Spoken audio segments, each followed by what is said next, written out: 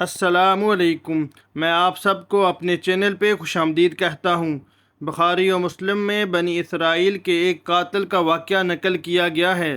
حضور اکرم صلی اللہ علیہ وآلہ وسلم نے اللہ کے ہاں توبہ کی قبولیت سے متعلق صحابہ کرام کے سامنے بنی اسرائیل کے ایک قاتل کا نہایت خوبصورت اور ایمان افروز واقعہ بیان فرمایا کہ بنی اسرائیل میں ایک شخص چوری، ڈکیتی اور قتل میں بہت مشہور تھا اور نہایت ہی معمولی سی بات پر قتل کر دیتا تھا۔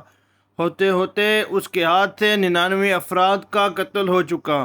اس کے بعد اس کے دل میں احساس پیدا ہوا کہ مجھے بھی تو اللہ کے ہاں جانا ہے۔ چنانچہ یہ فکر بڑھتا رہا اور لوگوں سے معلومات کرتے ہوئے سرگرداں پھرنے لگا کہ کیا میری توبہ قبول ہو سکتی ہے یا نہیں۔ کسی عالم شخص سے ملاقات کی فکر ہوئی کہ معلوم کیا جائے کہ ایسے شخص کی توبہ قبول ہو سکتی ہے یا نہیں۔ اسی حوالے سے لوگوں نے ایک عابد شخص کے پاس جانے کا مشورہ دیا۔ اس شخص نے اس کے پاس جا کر مسئلہ معلوم کیا، کیا میری توبہ قبول ہو سکتی ہے اور کیا میری مغفرت ہو سکتی ہے جبکہ میں نے 99 انسانوں کی جان ماری ہے۔ تو اس عابد شخص کو اس مسئلے کے بارے میں زیادہ معلوم نہیں تھا، تو اس نے اپنی عقل سے قیاس رائی کی کہ جو آدمی 99 انسانوں کی جان مار سکتا ہے اس کو مغفرت کہاں سے ہوگی۔ چنانچہ اس نے کہہ دیا کہ تیری توبہ قبول نہیں ہوگی۔ تو اس شخص نے غصے اور جلال میں آ کر اس کو بھی قتل کر کے 100 کا حصہ مکمل کر دیا کہ جب میری توبہ قبول نہیں ہونی تو تجھے بھی ختم کر کے 100 پورے کر دیتا ہوں۔ چنانچہ اس نے 100 کا حصہ مکمل کر دیا، مگر اس کے دل میں پھر بھی یہ خیال تھا کہ میری مغفرت کی کوئی نہ کوئی شکل ضرور موجود ہوگی۔ اس لیے اس نے لوگوں سے پھر معلومات کا سلسلہ جاری کر دیا کہ روئے زمین میں سب سے بڑے عالم کون ہیں، وہی میرے مسئلے کا حل بتا سکتے ہیں۔ آخر لوگوں نے اس کو بتلایا کہ فلاں جگہ ایک عالم رہتا ہے، اس سے جا کر معلوم کرو۔ چنانچہ اس نے اس عالم صاحب کے پاس جا کر اپنی زندگی کی ساری کارگزاری سنائی اور 100 آدمیوں کو کس طرح سے قتل کیا سارا کارنامہ سنا دیا۔ معلوم کیا کہ اب بتلائیے کہ میری توبہ قبول ہو سکتی ہے یا نہیں۔ کیا اللہ کے ہاں مجھ جیسے گناہگار کے لیے بھی مغفرت کا کوئی خانہ ہے؟ تو اس عالم صاحب کو چونکہ علم تھا تو اس نے بتلایا کہ تیرے گناہ معاف کرنے میں اللہ کے ہاں کوئی رکاوٹ نہیں۔ اللہ کی رحمت کا سمندر تجھ جیسے گناہگاروں کے گناہوں سے بہت بڑا اور بہت وسیع ہے۔ چنانچہ اس عالم صاحب نے اسے مشورہ دیا کہ تم فلاں جگہ سفر کر کے جاؤ، وہاں کچھ اللہ کے بندے رہتے ہیں اور ان کا مشغلہ صرف اللہ کی عبادت ہے۔ ان کے ساتھ مل کر اللہ کی عبادت کرو اور نادم ہو کر اپنے گناہوں کی معافی مانگو، انشاءاللہ تمہاری مغفرت ہو جائے گی۔ جب اس شخص نے آدھا راستہ طے کر لیا تو ملک الموت آ گئے۔ اب اس کی روح لے جانے کا مسئلہ کھڑا ہوا۔ آسمان سے رحمت کے فرشتے بھی آئے اور عذاب کے بھی۔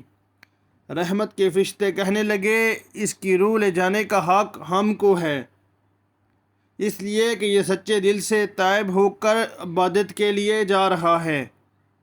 عذاب کے فرشتے کہنے لگے کہ اس کی روح لے جانے کا حق ہم کو ہے، اس لیے کہ اس شخص نے کبھی کوئی نیکی کا کام ہی نہیں کیا۔ اسی دوران آسمانوں سے ایک فرشتہ آیا۔ بعض روایات سے معلوم ہوتا ہے کہ یہ آنے والا فرشتہ حضرت جبرائیل امین تھے۔ چنانچہ اس فرشتے نے تشریف لا کر ان دونوں طرح کے فرشتوں کے درمیان یہ فیصلہ کیا کہ دونوں طرف کی مسافت ناپ کر دیکھ لو، جہاں سے آ رہا ہے اس کی مسافت قریب ہے یا جہاں جا رہا ہے وہاں کی مسافت، لہذا جہاں کی مسافت قریب ہو اس شخص کو وہاں والوں میں شمار کر دیا جائے۔ چنانچہ دونوں طرف کی زمین ناپ کر دیکھی گئی تو جہاں جا رہا تھا وہاں کی مسافت جہاں سے آ رہا تھا اس کے مقابلے میں صرف ایک بالشت قریب ہے۔ چنانچہ فیصلہ ہوا کہ مقامی مسیت سے مقام عبادت صرف ایک بالشت قریب ہے، اس لیے رحمت کے فرشتوں کو اس کو لے جانے کا حق حاصل ہوا۔ چنانچہ اللہ تعالیٰ کی طرف سے اس کی مغفرت کا اعلان ہو گیا۔ ایک روایت میں آتا ہے کہ قتادہ رضی اللہ عنہ فرماتے ہیں کہ حسن رضی اللہ عنہ نے فرمایا کہ ہم سے یہ ذکر کیا گیا کہ اس شخص کے پاس جب ملک الموت آیا تو وہ شخص سینے کے بل اس سرزمین کی طرف گھسیٹتا چلا گیا۔ حدیث قدسی میں آتا ہے کہ میں اپنے بندے کے ساتھ اس کے گمان کے مطابق ہوتا ہوں، اور وہ جہاں بھی یاد کرے میں اس کے ساتھ ہوں۔ باخدا اللہ تعالیٰ اپنے بندے کی توبہ سے اس سے زیادہ خوش ہوتا ہے جتنی خوشی تم میں سے کسی ایسے شخص کو ہوتی ہے جس کا جانور بیابان میں گم ہو کر پھر اسے مل جائے، اور جو شخص ایک بالشت میری طرف آتا ہے میں ایک ہاتھ اس کے قریب ہو جاتا ہوں، اور جو شخص ایک ہاتھ میرے قریب آتا ہے میں اس کے ایک با یعنی پھیلائے ہوئے دونوں ہاتھوں کے درمیان کی مسافت کے قریب آ جاتا ہوں، اور جب وہ میری طرف چل کر آتا ہے تو میں اس کی طرف دوڑ کر آتا ہوں۔